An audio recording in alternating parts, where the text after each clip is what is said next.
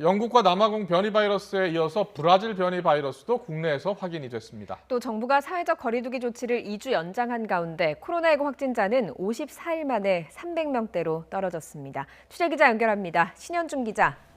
네, 신현준입니다. 네, 방역대책본부가 브라질 변이 바이러스 국내에서 처음 발견됐다고 밝혔죠?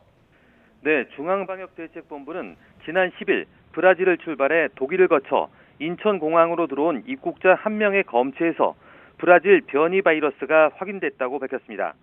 방대본은 이 확진자가 공항 검역소에서 감염이 확인돼 바로 격리 조치됐기 때문에 추가 전파 가능성은 낮은 것으로 보고 있습니다.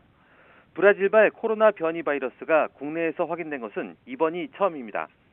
이 밖에 남아공발 변이 바이러스 감염 사례도 한 건 추가로 확인됐습니다.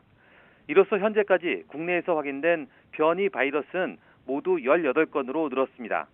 영국발이 15명, 남아공발이 2명, 그리고 브라질 변이 바이러스 감염자가 1명입니다. 방역당국은 이 세 가지 변이 바이러스는 유래가 모두 다르지만 501번 아미노산이 아스파라긴에서 타이로신으로 바뀌는 공통점이 있다고 설명했습니다. 또 영국과 남아공 변이 바이러스는 전파력이 약 1.5배 강한 것으로 보고됐지만 브라질 변이 바이러스는 전파력 증가 가능성은 있지만 명확한 근거는 확인되지 않았다고 덧붙였습니다.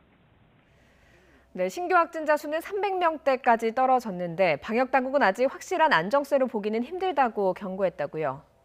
네, 오늘 0시 기준 신규 확진자는 389명입니다. 신규 환자가 300명대로 떨어진 것은 3차 대유행 초기인 지난해 11월 25일 이후 54일 만인데요. 방역당국은 조금 더 지켜봐야 한다는 입장입니다.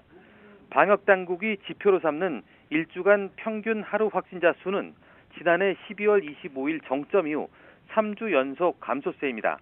최근 일주간 하루 평균 확진자는 516.1명으로 직전 일주에 738명보다 221.9명, 30% 정도 줄었습니다.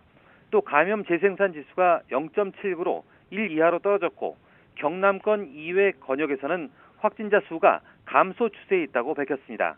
하지만 정은경 질병관리청장은 아직 3차 유행은 진행 중이고 확실한 안정세에 접어든 것은 아니라고 판단하고 있다고 말했는데요.